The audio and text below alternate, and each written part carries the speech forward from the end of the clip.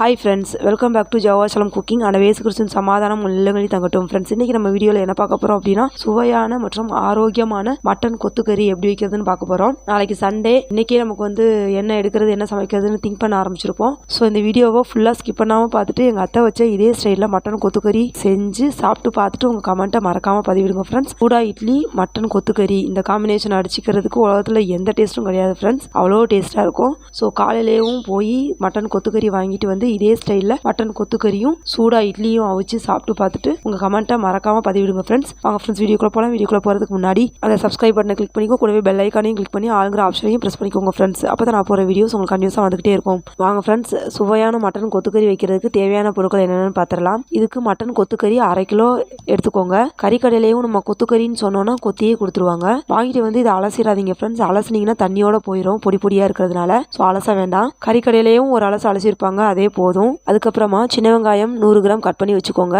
1/2 spoon சீரகம் எடுத்து வச்சுக்கோங்க. 1/2 ஸ்பூன் மிளகு எடுத்து வச்சுக்கோங்க. உரப்புக்கு ஏற்ற மாதிரி வத்தல் எடுத்து வச்சுக்கோங்க. நாங்கள் ஒரு 15 - 20 வத்தல் எடுத்துருக்கோம். அப்புறம் கொஞ்சமாக தேங்காய் சில்லு எடுத்து வச்சுக்கோங்க ஃப்ரெண்ட்ஸ். இவ்வளோதான் ஃப்ரெண்ட்ஸ் தேவையான பொருட்கள். இப்போ மட்டன் கொத்துக்கறி வைக்கிறதுக்கு குக்கர் அடுப்பில் வச்சு தேவையான எண்ணெய் விட்டுக்கோங்க. எண்ணெய் நல்லா காஞ்சதும் கட் பண்ணி வச்சிருக்க சின்ன வெங்காயத்தை போட்டு தொடர்ந்தாப்புல அந்த கொத்துக்கறியும் எடுத்து இது கூட சேர்த்துக்கோங்க. இப்போ இந்த கறியும் இந்த வெங்காயமும் நல்லா அந்த எண்ணெயிலேயே வேகணும். வெங்காயமும் கறியும் நல்லா வெந்துருச்சுனாலே ஜம்முன்னு வாடை வரும், வீடே மணக்கும். அது வரைக்கும் நல்லா வதக்கிக்கணும் ஃப்ரெண்ட்ஸ். அதுவா தண்ணி விட்டு வேகும். அந்த தண்ணி வத்துற வரைக்கும் நல்லா சுருள வதக்கிக்கோங்க கறியை. வேலை ரொம்ப ஈஸியாக முடிஞ்சிடும். சுவை அமோகமாக இருக்கும் ஃப்ரெண்ட்ஸ். நீங்கள் இந்த வீடியோவை பார்த்துட்டு விட்டுறாதீங்க ஃப்ரெண்ட்ஸ். கண்டிப்பாக இந்த சுவையை நீங்கள் என்ஜாய் பண்ணணும். அதனால் கண்டிப்பாக ஒரு தடவை மட்டன் கொத்துக்கறி வாங்கி அத்தை வச்சு இதே ஸ்டைலில் வச்சு சாப்பிட்டு பார்த்துட்டு உங்கள் கமெண்ட்டை பதிவிடுங்க ஃப்ரெண்ட்ஸ். அடுப்பை மீடியம் ஃப்ளேமில் வச்சுருங்க. இது நல்லா வதங்கட்டும். இதுக்குள்ளே நம்ம இதுக்கு தேவையான மசாலாவை அரைச்சி எடுத்துகிட்டு வந்துடலாம். எடுத்து வச்சிருந்த மசாலா பொருட்களை மிக்ஸி ஜாரில் எடுத்து இதை நல்லா மையாக அரைச்சி எடுத்துகிட்டு வந்துடலாம். இப்போ மசாலா ரெடி ஃப்ரெண்ட்ஸ். இப்போ கறியும் எண்ணெயிலேயே நல்லா வதங்கிடுச்சு.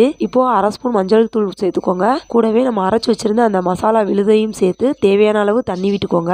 தண்ணி ரொம்ப விட்டுற வேண்டாம், கொஞ்சமாக தண்ணி விட்டுக்கோங்க. தேவையான அளவு உப்பு போட்டுக்கோங்க. இப்போ குக்கரை மூடி வச்சிடலாம். இது வேகமாகவும் வெந்துடும். வழக்கமாக நீங்கள் மட்டனுக்கு எத்தனை விசில் வைப்பீங்களோ அதை விட ஒரு 2-3 விசில் கம்மியாகவே வச்சு எடுத்துக்கோங்க.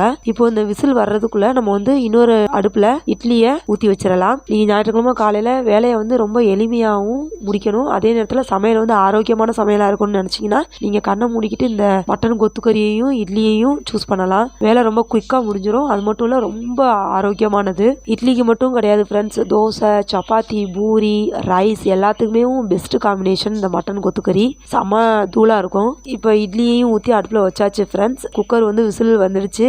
ஸ்டவ்வை ஆஃப் பண்ணி 10 நிமிஷம் ஆயிடுச்சு. இப்போ குக்கரை திறந்து பார்க்கலாம் ஃப்ரெண்ட்ஸ். நல்லா மணக்க ரெடி ஃப்ரெண்ட்ஸ். இதோட ஒரு 2 ஸ்பூன் நல்லெண்ணெய் விட்டு இதை ஒரு 5 நிமிடம் நல்லா கொதிக்க விட்டுருங்க. அவ்வளோதான் ஃப்ரெண்ட்ஸ், சுவையான மட்டன் கொத்துக்கறி மணக்க ரெடி ஃப்ரெண்ட்ஸ். இன்னொரு அடுப்பில் நம்ம இட்லி அவிய வச்சிருந்தோம், அதுவும் அவிஞ்சிடுச்சு. அப்புறம் என்ன ஃப்ரெண்ட்ஸ், சூடா இட்லியும் ரெடி, சுட கொத்துக்கறியும் ரெடி. வாங்க ஃப்ரெண்ட்ஸ் சாப்பிடலாம். இந்த மட்டன் கொத்துக்கறி இட்லிக்கு மட்டும் கிடையாது ஃப்ரெண்ட்ஸ், சூடா தோசை, சப்பாத்தி, பூரி, சுட ரைஸ் அப்படின்னு எல்லாத்துக்குமே பெஸ்ட் காம்பினேஷனாக இருக்கும். எங்கள் அத்தையோட ஸ்பெஷல் ரெசிபி இது, மட்டன் கொத்துக்கறி இட்லியும். எங்கள் அத்தை இதை வச்சாங்க அப்படின்னா பட்டைய கலப்பும் டேஸ்ட்டு. ரொம்ப அசால்ட்டாக வச்சிருவாங்க. உங்களோட கைப்பக்கம் யாருக்கும் வராது, அவ்வளோ டேஸ்ட்டாக வைப்பாங்க. ஸோ ஃப்ரெண்ட்ஸ், நாளைக்கு காலையிலேயும் மட்டன் கொத்துக்கறியை வச்சு அசத்துங்க ஃப்ரெண்ட்ஸ். சண்டேவை என்ஜாய் பண்ணுங்க ஃப்ரெண்ட்ஸ். ஸோ அந்த மட்டன் கொத்துக்கறியை இதே ஸ்டைலில் செஞ்சு சாப்பிட்டு பார்த்துட்டு மறக்காமல் உங்கள் கமெண்ட்டை பதிவிடுங்க ஃப்ரெண்ட்ஸ். இந்த வீடியோ பிடிச்சிருந்துச்சுன்னா லைக் பண்ணுங்கள், ஷேர் பண்ணுங்கள், கமெண்ட் பண்ணுங்கள். மறக்காமல் நம்ம Jehovah Shalom குக்கிங் சேனலுக்கு சப்ஸ்கிரைப் பண்ணிடுங்க ஃப்ரெண்ட்ஸ். என்னோட கோலம் வீடியோஸ் நீங்கள் பார்க்கணுன்னா என்னோட கோலம் சேனல் ரங்கோலி சசிகலா ஃப்ரான்சிஸ் சேனலோட லிங்க் நான் டிஸ்கிரிப்ஷன் பாக்ஸில் கொடுத்துருக்கேன். அந்த சேனலுக்கு உங்களோட பேராதரவு தாங்க ஃப்ரெண்ட்ஸ். மீண்டும் ஒரு அருமையான வீடியோவில் உங்களை சந்திக்கிறேன். அது வரைக்கும் பாய்.